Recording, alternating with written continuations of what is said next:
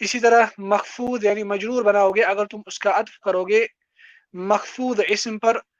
اسی طرح مجزوم بناؤ گے اگر تم اس کا جزم کرو گے، اگر اس کا تم عطف کرو گے مجزوم اسم پر.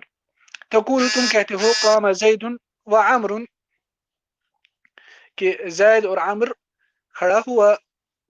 ورأيت زیدا و عمرا میں نے زید اور عمر کو دیکھا. ومررت بزید و عمر میں زید اور عمر سے گزرا. وزید لم یقم ولم یقعد اور زید نہ کھڑا ہوا نہ بیٹھا. یہ تھا اس کا ترجمہ جس کی ہم ایکسپلینیشن میں مزید وضاحت دیکھیں گے انشاءاللہ تعالی. یہ جو ہے باب العطف جو مصنف دوسرا تابع ذکر کرتے ہیں باب النعت کے بعد، مصنف بیان کرتے ہیں باب العطف. یہ باب عطف کے متعلق ہے. عطف جو ہے اس کا ہم پہلے دیکھیں گے کہ لغت میں عطف اصل میں کسے کہتے ہیں. لغت میں عطف کہتے ہیں اصل میں الثنی. الثنی یہ مصدر ہیں. ہاں کہا جاتا ہے عطفت الشیء ای ثنیتہ. عطفت الشیء ای ثنیتہ کہ کسی چیز کو عطف کرنا مراد ہوتا ہے کسی چیز کو بینڈ کرنا، ٹرن کرنا، فولڈ کرنا وغیرہ وغیرہ. یہ عطف کا ایک میننگ ہے.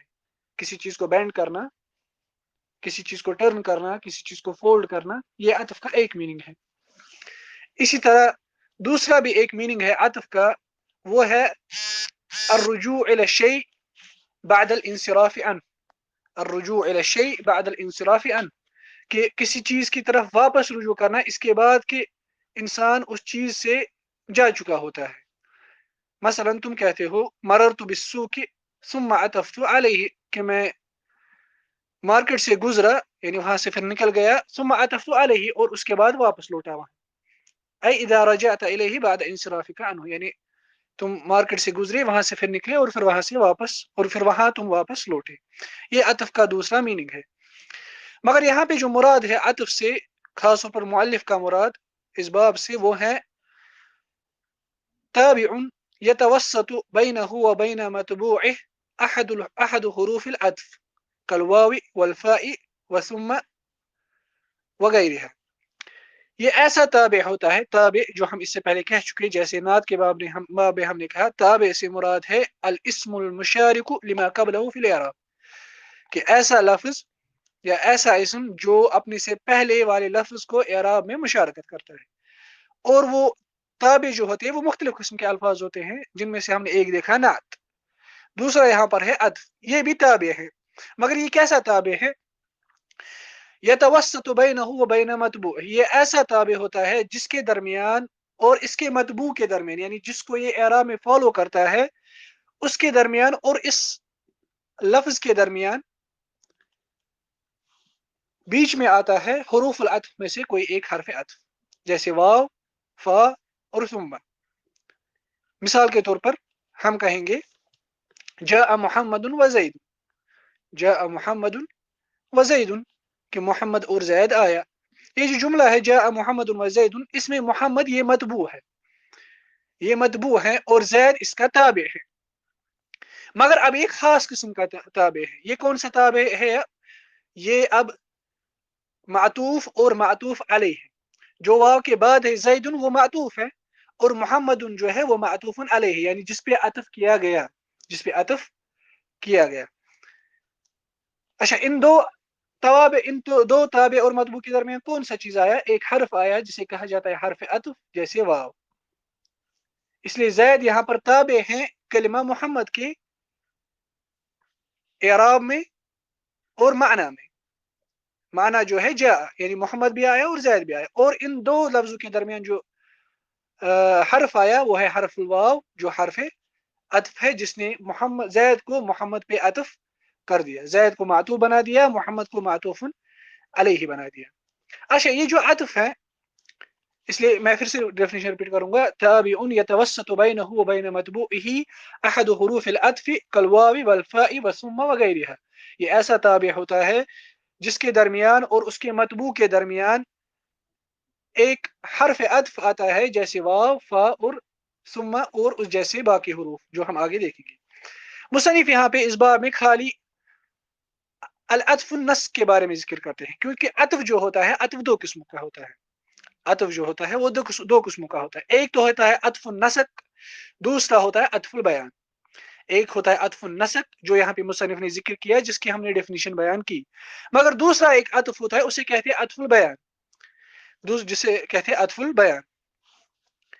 मगर मुसन्निफ ने यहाँ पर इस बाब में अत्फुल बयान का जिक्र नहीं किया। उसका रीजन शायद वल्लाहु आलम ये है, क्योंकि अत्फुल बयान जो होता है वो बिल्कुल मतलब बहुत सिमिलर होता है बदल के साथ, जो आगे आएगा इंशाल्लाह।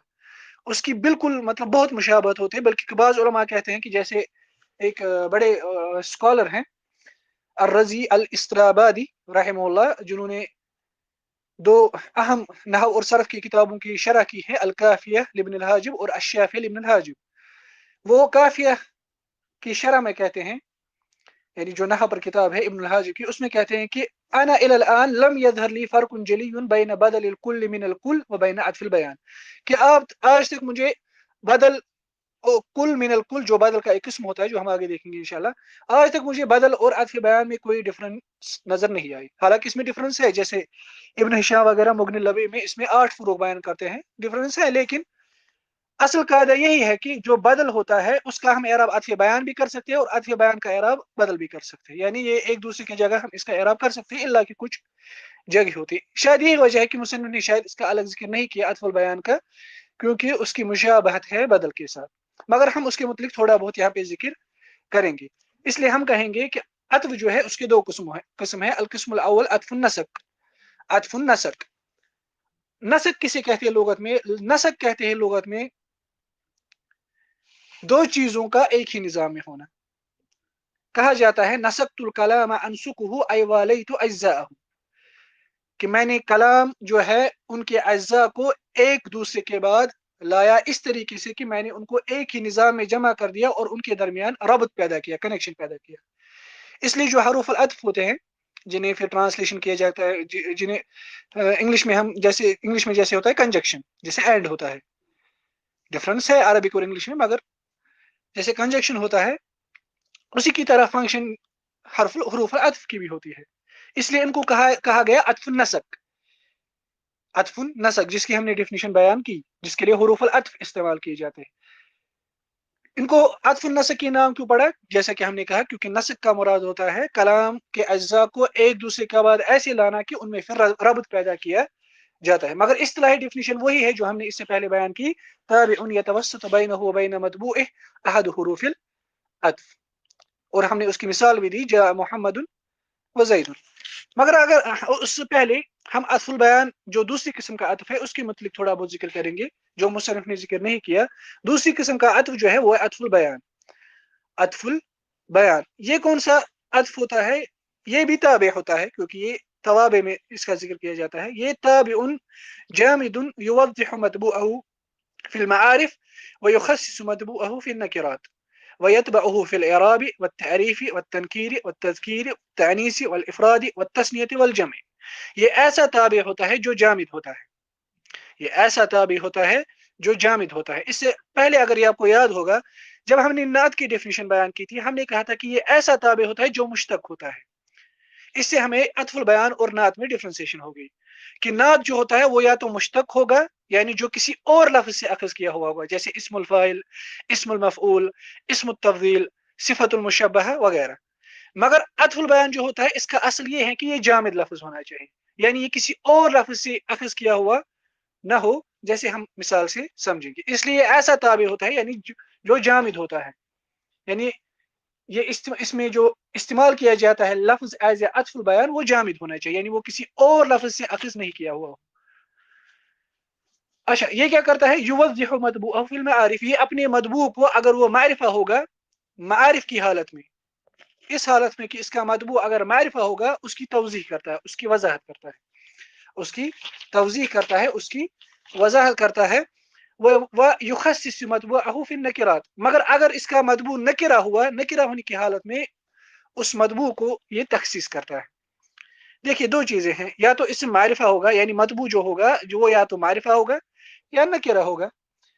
मारिफा जो होता है, मारिफा इसम, अगर वो मारिफा हुआ तो वो उसकी तवज़ीह करेगा, तो वो उसकी توضیح کرے گا، وضاحت کرے گا، کیونکہ معرفہ جو اسم ہوتا ہے اس میں عموم کا میننگ ہوتا ہے، اس میں عموم کا میننگ ہوتا ہے، اس لیے جب ہم عطف البیان لاتے ہیں اس سے اس کی مزید توضیح ہو جاتی ہے۔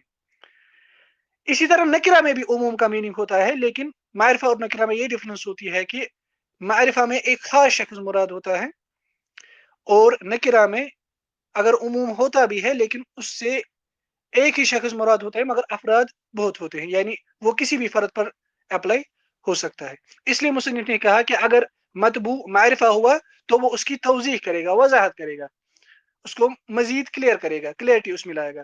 اگر وہ نکرہ ہوا اس کا مطبوع تو وہ اس کو خاص کرے گا، تو وہ اس کو خاص کرے گا۔ جیسا کہ ہم نے کل کہا کہ النکرۃ اسم شائع فی جنسہ، کہ جو نکرہ ہوتا ہے یہ ایسا اسم ہوتا ہے، یہ ایسا لفظ ہوتا ہے جو اپنی جنس میں پھیلا ہوا ہوتا ہے مگر اس کا مدلول ایک ہی ہوتا ہے، مگر وہ معین نہیں ہوتا ہے، وہ معین نہیں ہوتا ہے، جیسا کہ ہمیں مثال میں سمجھ آئے گا آگے۔ اور یہ اپنی مطبوع کو اعراب میں بھی فالو کرتا ہے، معرفہ اور نکرہ ہونے میں بھی فالو کرتا ہے، مؤنث اور مذکر ہونے میں بھی فالو کرتا ہے، اور مفرد مذکر اور جمع اس میں بھی فالو کرتا ہے، یعنی جنڈر میں بھی فالو کرتا ہے، اعراب میں بھی فالو کرتا ہے، نمبر میں بھی فالو کرتا ہے، اور اسی طرح ڈیفینٹ اور انڈیفینٹ ہونے میں بھی فالو کرتا ہے۔ اس سے ہمیں یہ فائدہ اخذ ہوا اس ڈیفینیشن سے کہ جو عطف البیان ہوتا ہے نمبر ایک تو یہ تابع ہوتا ہے، مگر ایسا تابع جو جامد ہونا چاہیے، اس کے لیے مشتق لفظ استعمال نہیں کیا جائے گا، یہی اصل ہے عطف البیان کے لیے۔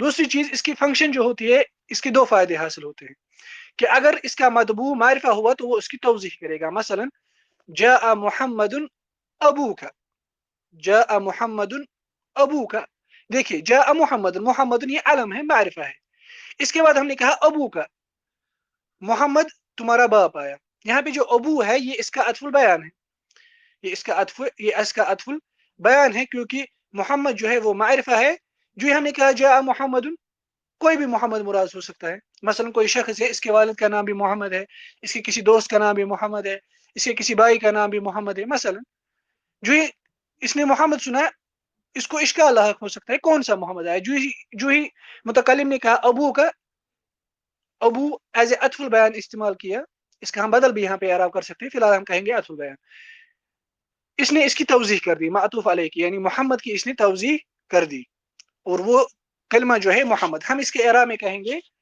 جاء فعل ماضی مبنی علی الفتح، یہ فعل ماضی فتح پر مبنی ہے، واو اسی طرح محمد جو ہے وہ اس کا فاعل مرفوع ہے، ابو جو ہے وہ عطف بیان ہے اور مضاف ہے، اور وہ محمد کا ہی اعراب میں فالو کرے گا، کیونکہ عطف بیان اعراب میں مطبوع کو فالو کرتا ہے، کیونکہ محمد فاعل مرفوع ہے، ابو بھی مرفوع آئے گا، محمد مذکر ہے، ابو بھی مذکر ہے، محمد ایک سنگولر ورڈ ہے، ابو بھی سنگولر ہے، وہکذا۔ اسی طرح کا جو ہے وہ اس کا مضاف الیہ ہے۔ دوسرا فائدہ جو عطف البیان کا دیتا ہے کہ اگر اس کا مطبوع نکرہ ہوا تو وہ اس کی تخصیص کرے گا، مثلا اللہ سبحانہ وتعالی کہتے ہیں وَيُسْقَى مِن مَاءٍ صَدِيدٍ، وَيُسْقَى مِن مَاءٍ صَدِيدٍ، دیکھیے یہ جو جملہ ہے وَيُسْقَى یعنی سورہ ابراہیم آیت نمبر 60، وَيُسْقَى مِن مَاءٍ صَدِيدٍ، یہاں پہ جو لفظ ہے مَاءٍ یہ نکرہ ہے، یہ نکرہ ہے، صدید جو ہے یہ اس کا نعت نہیں ہے بلکہ اس کا عطف بیان ہے، کیونکہ صدید جو ہے یہ جامد اسم ہے، یہ مشتق نہیں ہے، اس لیے صدید جو ہے یہ ایک تو جامد ہے اور یہ تابع ہے ماں کا، تیسری چیز ماں نکرہ ہے، اس لیے صدید نے یہاں پہ اس ماں کی تخصیص کر دی، کیونکہ ماں جو مثلا وَيُسْقَى مِن مَاءٍ یعنی اس کو، یعنی جہنمی کو اس کو پانی پلایا جائے گا، مگر کس پانی کا، کیسا پانی، صدید، جو عام پانی نہیں ہوگا بلکہ وہ صدید ہوگا، صدید، اس لیے صدید جو ہے یہ عطف بیان ہے کلمہ ماں پر، اس نے ماں کی تخصیص کر دی، کیونکہ ماں جو ہے یہ نکرہ اسم ہے، یہ تمام جنس میں پھیلا ہوا ہے، کوئی بھی پانی، مگر جو ہی ہم نے جو ہی اللہ تعالیٰ نے صدید کہا اس سے ماں کی جو ہے تخصیص ہو گئی، اس لیے ہم اس کے اعراب میں کہیں گے یسقا، یہ فعل مضارع مجہول کے صیغے پر ہے، اور اس میں جو نائب فاعل ہے وہ ہے ضمیر مستتر ہوا من، یہ حرف جر ہے، ما ان یہ اس کا مجرور ہے، صدید اس کا عطف بیان ہے، ما ان چونکہ مجرور ہے اس لیے صدید ان بھی مجرور آیا، اور اس کا اعراب، اس کو اعراب میں فالو کر دیا۔ یہ ہم نے مختصر طور پر بیان کر دیا عطف بیان کے متعلق کہ عطف بیان جو ہوتا ہے یہ ایسا تابع ہوتا ہے جو جامد ہوتا ہے، مشتق نہیں ہوتا ہے، اور اس کا جو مطبوع ہوگا، یعنی عطف بیان جو تابع ہے اس کا جو مطبوع ہوگا، یعنی جس کو یہ اعراب میں فالو کرتا ہے، اگر وہ نکرہ ہوا وہ مطبوع تو اس کی وہ توضیح کرے گا، اگر وہ معرفہ ہوا تو وہ اس کی توضیح کرے گا، اگر وہ نکرہ ہوا تو وہ اس کی تخصیص کرے گا۔ اب ہم واپس لوٹتے ہیں جو اصل میں مصنف نے جس کے لیے یہ باب لایا ہے، وہ ہے عطف النسق، جس کی ہم نے ڈیفینیشن اس سے پہلے بیان کی، جیسا کہ مصنف بیان کرتے ہیں وحروف العطف عشرۃ۔ اس کے بعد جو ہی مصنف نے باب العطف کا یہ باب لایا، انہوں نے ڈائریکٹ یہ ذکر کیا کہ حروف العطف کون کون سے، بیان کیا کہ حروف العطف عشرۃ، کہ حروف العطف جو ہے وہ 10 ہے، حروف العطف جو ہے وہ 10 ہے۔ حروف العطف جو ہوتے ہیں یہ 2 قسم کے ہوتے ہیں، حروف العطف جو ہے یہ 2 قسم کے ہوتے ہیں۔ پہلا قسم ما يفيد الاشتراك بين المعطوف والمعطوف عليه في اللغة أي الإعراب والحكم أي المعنى۔ پہلی قسم کا عطف وہ ہوتا ہے جو اس چیز کا فائدہ دیتا ہے کہ جو معطوف اور معطوف علیہ یعنی تابع اور مطبوع ہے ان میں وہ 2 چیزوں میں اشتراک پیدا کر دیتا ہے، یعنی وہ 2 چیزوں کو، وہ معطوف اور معطوف علیہ کو 2 چیزوں میں شریک کر دیتا ہے، ایک تو اعراب میں اور دوسرا حکم میں، معنی ہے بمعنی میننگ میں، 2 چیزوں میں وہ معطوف اور معطوف علیہ کو شریک کر دیتا ہے، اعراب میں اور میننگ میں، اور وہ 7 حروف ہے، الواو والفاء ثم او ام اما حتی فی بعض مواضع، یعنی حتی کچھ جگہوں پر حرف عطف استعمال ہوتا ہے کیونکہ حتی کا دوسرا میننگ بھی ہوتا ہے، اور باقی جو رہے 3 ان پہ یہ وصف نہیں آتا، یعنی وہ معطوف اور معطوف علیہ کے درمیان اعراب اور معنی دونوں چیزوں میں اشتراک پیدا نہیں کرتے۔ مثلا یہ مثال سے سمجھائے گا کہ معطوف اور معطوف علیہ کے درمیان میننگ اور اعراب میں میننگ اور اعراب میں شرکت پیدا کرنا، میننگ اور اعراب میں ان کو شریک کر دینا، اس سے کیا مراد ہے یہ ہمیں مثال سے سمجھائے گا۔ مثلا ہم کہیں گے جاء محمد و عمر، جاء محمد و عمر، جاء فعل ماضی، محمد اس کا فاعل، واو حرف عطف، عمر معطوف، محمد معطوف علیہ، عمر معطوف۔ عمر جو ہے یہ معطوف علیہ محمد کو 2 چیزوں میں شرکت کرتا ہے، 2 چیزوں میں اس کا شریک ہے۔ نمبر 1 اعراب میں، کیونکہ ہم نے کہا چونکہ محمد فاعل مرفوع ہے اس لیے واو کے بعد ہم نے کہا امر، امر نے محمد کو فالو کیا ایک اعراب میں، وہ ہے یہاں پر رف، اور وہ معطوف بنا واو سے۔ دوسرا حکم میں یعنی معنی میں، وہ معنی کیا ہے یہاں پہ، وہ ہے جاء جو یہاں پہ حکم لگایا جاتا ہے محمد پر، یعنی محمد آیا، جو جاء میں جو میننگ ہے آنے کا، وہ دونوں کے لیے ہے، دونوں میں وہ شریک ہے، دونوں اس میں شریک ہے، محمد بھی اور عمر بھی، محمد بھی آیا اور عمر بھی آیا۔ اسی طرح باقی 6 حروف واو کی طرف فا ثم او ام اما حتی، یہ دونوں میننگ دیتے ہیں، یہ معطوف اور معطوف علیہ کے درمیان ان 2 چیزوں میں شرکت پیدا کر دیتے ہیں، میننگ میں اور اعراب میں۔ میننگ میں بھی معطوف اپنی معطوف علیہ کو اعراب فالو کرتا ہے، اور اعراب میں بھی وہ اپنی معطوف علیہ کو فالو کرتا ہے۔ دوسری قسم کا جو عطف ہے وہ ہے ما يفيد مشارکتا مع المعطوف علیہ فی اللغة فقط، یعنی اعراب، یعنی ایسا عطف جو اس چیز کا فائدہ دیتا ہے کہ جو معطوف ہے وہ معطوف علیہ کو مشارکت کرے گا صرف اعراب میں، میننگ میں نہیں، اور وہ 3 حروف ہے، بل، لا اور لیکن، جیسے کہ ہم آگے دیکھیں گے۔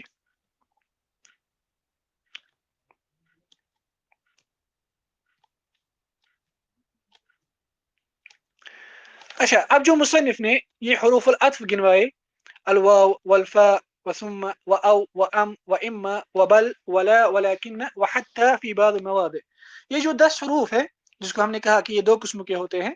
نمبر 1 7 حروف ایسے جو میننگ اور اعراب دونوں میں شرکت کرتے ہیں، دوسرا तीन लाकिन, ला और बल, जो सिर्फ एराब में फॉलो करते हैं, मीनिंग में फॉलो नहीं करते हैं, मीनिंग में फॉलो नहीं करते हैं। ये जो 10 के 10 हरूफ है, इनके कुछ अपनी मीनिंग होते हैं, इनके अपने कुछ मीनिंग होते हैं, जिनमें से पहला जो है वो है वाव। पहला जो असली हर्फ है, हर्फ अत्फ है, वो है वाव। वाव जो है ये किस चीज का मीनिंग देता है? ये मीनिंग देता है मुतलकुल जमई वल मुशारकती बैन अल मअतूफ वल मअतूफ अलैहि फिल लफ्ज़ वल माना। ये ऐसा हर्फ होता है जो सिर्फ मुतलकुल जम के लिए होता है, यानी ये दो लफ्जों के दरमियान रबत पैदा कर देता है और फिर उनमें मुशारकत पैदा कर देता है, मातूफ और मातूफ अलैह के दरमियान, मीनिंग में भी और एराब में भी, मीनिंग में भी और एराब में भी। और इसमें तरतीब का मीनिंग असल में नहीं होता है। वाव जो होता है इसमें तरतीब का मीनिंग नहीं होता है। जो ही अक्सर जो स्टूडेंट्स होते हैं, जब वो ग्रामर, अरबी ग्रामर पढ़ते हैं, उनको लगता है कि जो वाव के बाद लफ्ज होगा, जरूरी है कि वाव के बाद जो लफ्ज है वो तरतीब में उसके बाद होगा जो वाव से पहले आया। ये जरूरी नहीं है। कभी ऐसा मीनिंग वो दे सकता है, लेकिन वो डिपेंड है अलल वाक़े, यानी रियलिटी में वैसा है कि नहीं, रियलिटी में वैसा है कि नहीं। मसलन मिसाल से समझाएगा, हम कहेंगे कौम ज़ैदुन व अमरुन, ज़ैद और अमर खड़ा हुआ। जो ही हमने कहा कौम ज़ैदुन व अमरुन, इसमें तीन एहतिमाल है, इसमें तीन एहतिमाल है। एक एहतिमाल ये है कि दोनों एक ही साथ खड़े हुए।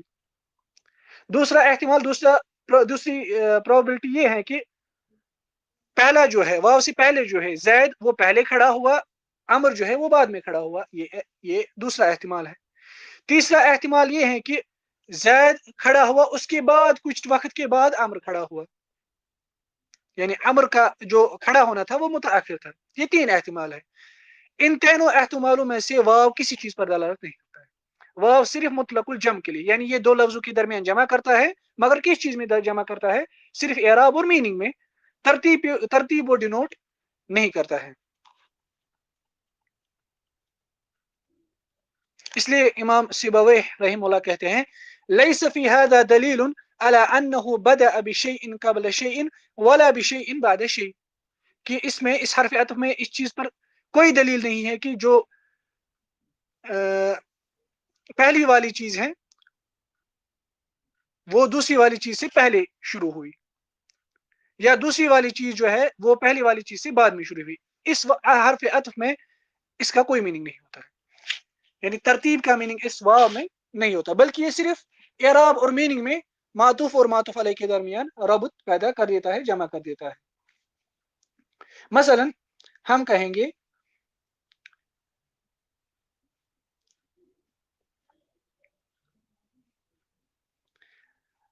सूरह शूरा की आयत है, आयत नंबर 3, कज़ालिक यूही इलैका व इलल्लज़ीना मिन क़ब्लिका, कज़ालिक यूही इलैका व इलल्लज़ीना मिन क़ब्लिका। इसी तरह अल्लाह ताला आपकी तरफ वही करते हैं और उनकी तरफ भी वही की जो आपसे पहले थे।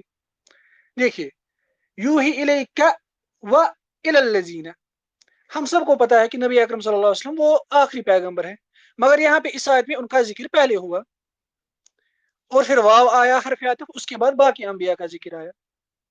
इससे अब कोई ये अखज़ नहीं कर सकता कि पहले नबी भेजे गए, नबी सल्लल्लाहु अलैहि वसल्लम भेजे गए, उसके बाद बाकी अंबिया भेजे गए। वो बेवकूफ़ आदमी होगा। इससे ये पता चलता है कि वाव जो होता है वो तरतीब पर दलालत नहीं करता है, क्योंकि हम सबको पता है कि पहले जो है, पहले बाकी अंबिया भेजे गए, उसके बाद लास्ट में नबी अकरम सल्लल्लाहु अलैहि वसल्लम भेजे गए।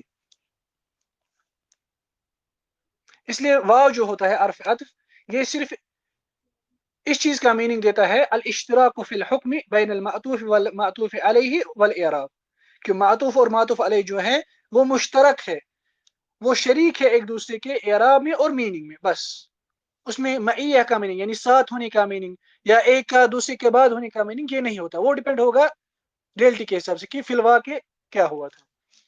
वाव में वो मीनिंग नहीं होता है।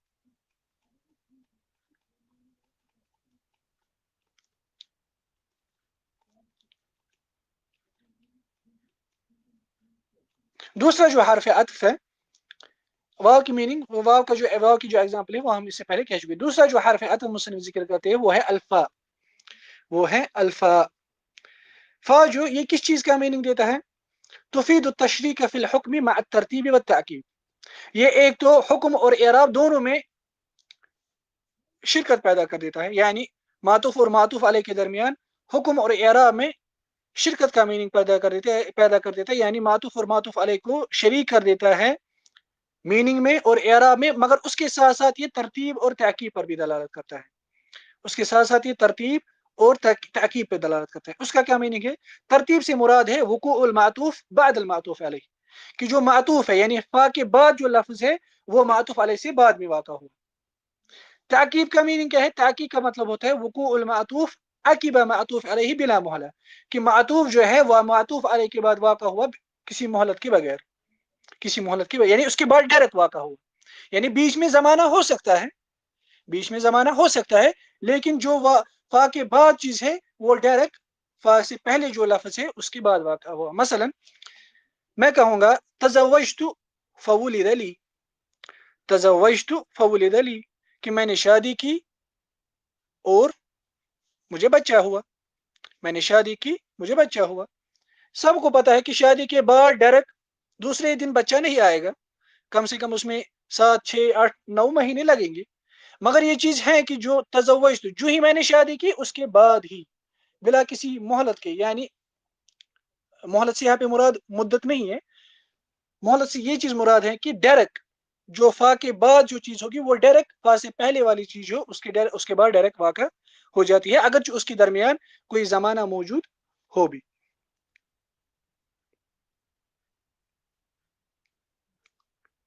اور وہ کبھی ڈائریکٹ بھی ہو سکتا ہے، یعنی فا سے پہلے جو چیز ہے جو ہی وہ ہوا اس کے بعد ہی دوسری چیز واقع ہوئی۔ مثلا دخل الخطیب فانصت الناس، جو ہی خطیب داخل ہوا لوگوں نے چپ کر دیا، کیونکہ ہم سب کو پتا ہے کہ جیسے حدیث بھی ہے نبی اکرم صلی اللہ علیہ وسلم کی کہ جب خطیب ممبر پہ چڑھ جائے چپ کرو، اس لیے جو ہی خطیب داخل ہوا لوگوں نے چپ کر دیا، یعنی بلا محلہ، بلا محلہ۔ اس لیے فا جو ہے یہ تو ایک حکم اور اعراب میں تشریح کا میننگ بھی دیتا ہے، یعنی معطوف اور معطوف علیہ کو شریک کر دیتا ہے اعراب میں بھی اور میننگ میں بھی، مگر اس کے ساتھ یہ ترتیب اور تعقیب کا بھی میننگ دیتا ہے، تعقیب اور ترتیب کا بھی میننگ دیتا ہے۔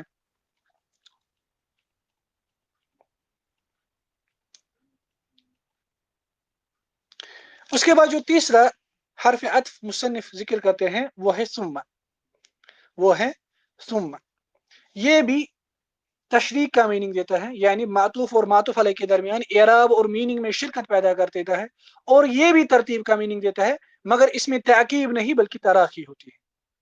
فا میں تعقیب ہوتا ہے، یعنی جو فا کے بعد کلمہ ہے وہ ڈائریکٹ واقع ہوگا فا کے پہلے میننگ کے بعد، مگر ثم جو ہوتا ہے اس میں تراخی ہوتا ہے۔ تراخی کا مطلب کیا ہوتا ہے؟ تراخی کا مطلب ہوتا ہے انقضاء مدت زمنیت طویلۃ بین وقوع المعنى على المعطوف علیہ ووقوعه على المعطوف، کہ ثم کے بعد جو لفظ ہے اور ثم سے پہلے جو لفظ ہے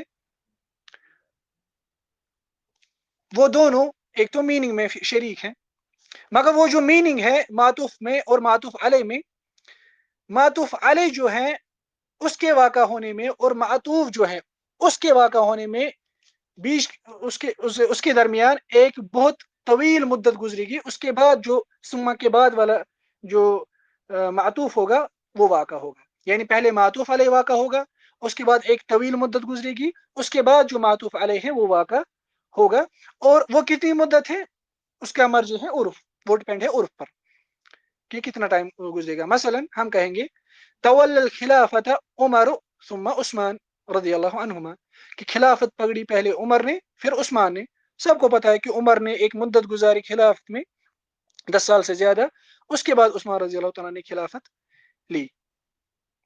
مثلا قرآن میں بھی اللہ تعالیٰ کہتے ہیں ثم اماتہ فاکبرہ، دیکھیے یہ بہترین مثال ہے، یہ بہترین مثال ہے، سورہ عبسہ کی مثال، اس میں فا کی بھی مثال آ گئی اور ثم کی بھی مثال آ گئی، اس سے تعقیب اور تراخی میں آپ کو ڈفرنس سمجھائے گی۔ دیکھیے ثم اماتہ فاکبرہ، اس کے بعد اس کو مارا فاکبرہ اور قبر میں داخل کیا، سب کو پتا ہے کہ جو ہی انسان مرتا ہے اس کے بعد ڈائریکٹ اس کو قبر میں داخل کیا جاتا ہے، یہ ہے تعقیب۔ مگر اس کے بعد اللہ تعالیٰ کیا کہتے ہیں؟ اس کے بعد اللہ تعالیٰ نے نہیں کہا فَإِذَا شَاءَ أَنشَرَ، اس کے بعد اللہ تعالیٰ نے کہا ثُمَّ إِذَا شَاءَ أَنشَرَ، کیونکہ قبر میں داخل ہونے کے بعد اور قیامت کے درمیان جب انسان قیامت کے بعد کھڑا کیا جائے گا واپس، اس میں بہت طویل مدت ہے، یعنی انسان کے وقت کے اعتبار سے، ورنہ اللہ تعالیٰ کے یہاں اس وقت کی کوئی اہمیت نہیں ہے۔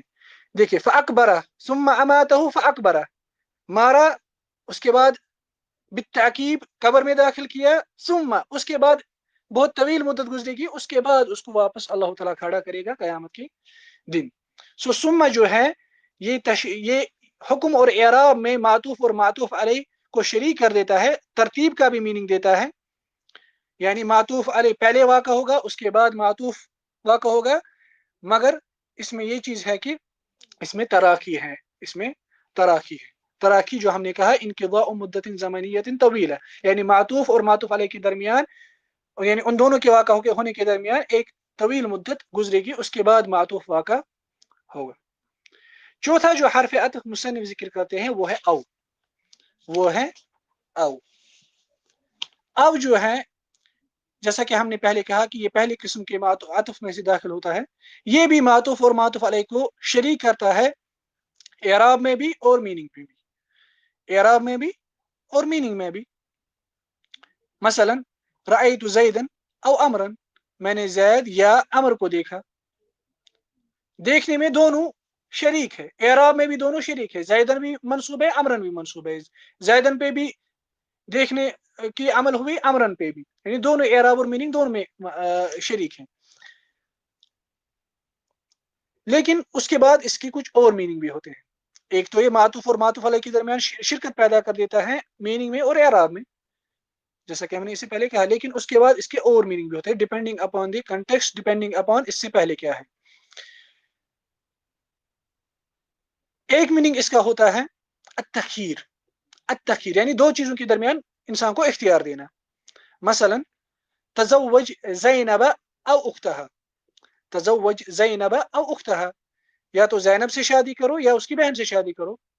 یہاں پہ ہم اس کو نہیں کہیں گے کہ یہاں پہ یہ جم کا میننگ دیتا ہے، یعنی دونوں کی دونوں سے شادی کر لو، کیونکہ ہمیں پتہ ہے شریعت میں انسان دو بہنوں کے ساتھ ایک ساتھ شادی نہیں کر سکتا، اس لیے یہاں پہ یہ تخیر کا میننگ دیتا ہے۔ اور یہ تخیر کا میننگ غالباً تب دیتا ہے جب اس سے پہلے امر ہوگا، جیسے ہم نے یہاں کہا تزوج، شادی کر لو یا زینب سے یا اس کی بہن سے۔ امر کے بعد جب او آئے گا غالباً اس کا میننگ ہوتا ہے تخیر، یعنی دو چیزوں میں اختیار دینا، یا یہ کبھی اباحت کا، یعنی کسی چیز کو مباح کرنا، کسی شخص کے لیے اس کو کرنا کہ آپ کے لیے جائز کرنا ہے، اس کا بھی یہ میننگ دیتا ہے، اس کا بھی یہ میننگ دیتا ہے۔ مثلا ہم کہیں گے اقرأ النحو او البلاغۃ، اقرأ النحو او البلاغہ، یعنی تمہارے لیے دونوں جائز ہے، یا تو نحو پڑھ لو یا بلاغہ پڑھ لو، مگر یہاں پہ یہ چیز بھی جائز ہے کہ دونوں پڑھ سکتے ہو، یہاں پہ تخیر نہیں ہے، یہاں پہ یہ اباح ہے، یعنی تم دونوں بھی پڑھ سکتے ہو یا دونوں میں ایک بھی پڑھ سکتے ہو، کیونکہ یہ جائز ہے، اس میں کوئی قباحت نہیں ہے۔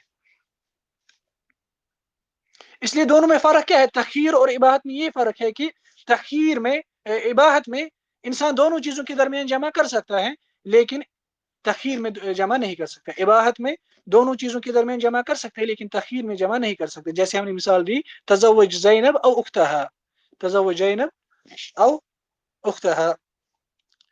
سو یہ اس کے دو میننگ تھے، التخیر اور اباحہ۔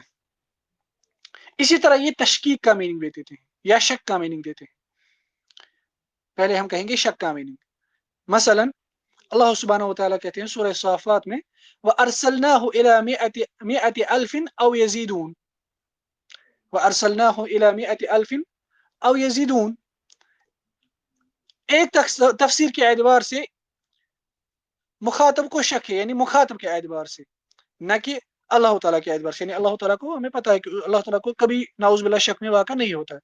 وَأَرْسَلْنَاهُ إِلَى مِئَةِ أَلْفٍ أَوْ يَزِيدُونَ، یعنی جو مخاطب ہے اس کو شک ہوگا کہ جن اشخاص کی طرف وہ رسول بھیجے گئے وہ 1000 تھے یا اس سے زیادہ تھے، یا اس سے بہتر مثال ہے مثلا سورۃ الکہف کی آیت قالوا لبثنا یوما او بعد یوم، قالوا لبثنا یوما او بعد یوم، یعنی جب مرنے کے بعد انسان کو کہا جائے گا کہ تم کتنی ٹائم دنیا میں رہے، وہ کہیں گے ہم یا تو ایک دن رہے یا دن کے کچھ حصے میں، یعنی ان کو شک ہے، اس لیے او جو ہے یہ شک کا میننگ دیتا ہے، او جو ہے یہ شک کا میننگ دیتا ہے۔ दूसरा एक मीनिंग देता है वो है इबहाम, जिसे तशकीक भी कहते हैं, यानी मुखातब पर किसी चीज को एम्बिगुअस किया जाता है, उसको शक में डाला जाता है, उसके लिए कोई चीज वाज़ेह नहीं की जाती है। मसलन सअज़ूर का गदन औ बाद गद, सअज़ूर का गदन औ बाद गद, यानी मैं तुम्हें विजिट करूंगा टुमारो या डे आफ्टर टुमारो, यानी मैंने मुखातब को ये वाज़ेह नहीं कर दिया कब आऊंगा, या तो कल आऊंगा या कल के बाद आऊंगा। सो इबहाम का भी ये मीनिंग देता है।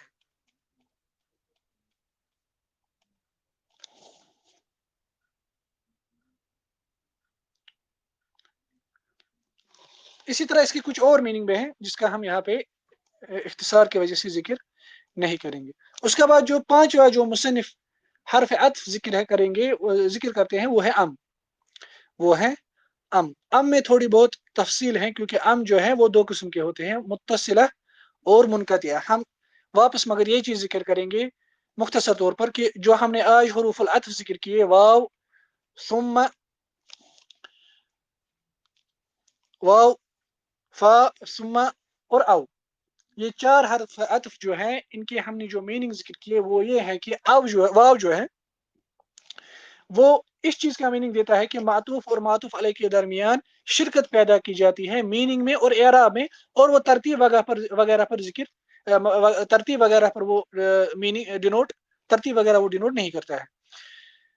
दूसरा जो है फा, वो भी मातूफ और मातूफ अलैह को शरीक कर देता है एराब में भी और मीनिंग में भी, मगर उसमें उसके साथ साथ एक और चीज होती है, वो है तरतीब और ताकीब। तरतीब यानी वकूअल मातूफ बादल मातूफ अलैह, ताकीब वकूअल मातूफ अकिबल मातूफ अलैह बिला मुहला, जो हम इससे पहले कह चुके कि उसका मीनिंग क्या है।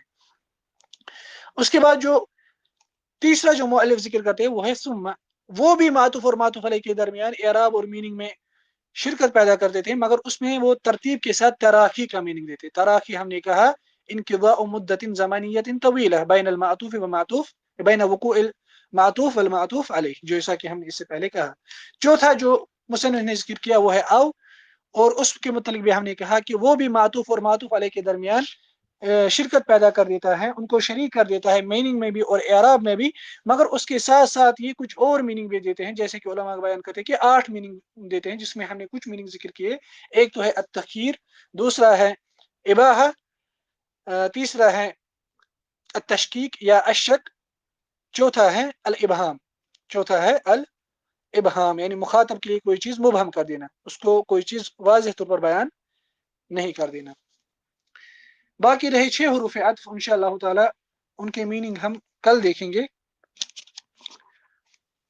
उसके बाद जो मुसन्निफ दूसरा बाब तौकीद, इंशाअल्लाह वो भी कोशिश करेंगे कल ही उठाने का। अल्लाह ताला से दुआ है कि अल्लाह ताला हमें मज़ीद इल्म हासिल करने की तौफीक दे, हमें अमल करने की तौफीक दे, हमें फितनों से महफूज रखे। सल्लल्लाहु तआला अला खैर खल्क़ी मुहम्मद व अला आलिहि व सहबिहि वसल्लम। अस्सलामु अलैकुम व रहमतुल्लाहि व बरकातुहू। अगर किसी को किसी चीज में, किसी चीज के समझने में कोई प्रॉब्लम हो, वो यहाँ पे मुझे ट्विटर पे या व्हाट्सएप पे भी मैसेज कर सकता है, इंशाल्लाह मैं मजीद वाज़ेह करने की कोशिश करूंगा। अस्सलाम वालेकुम।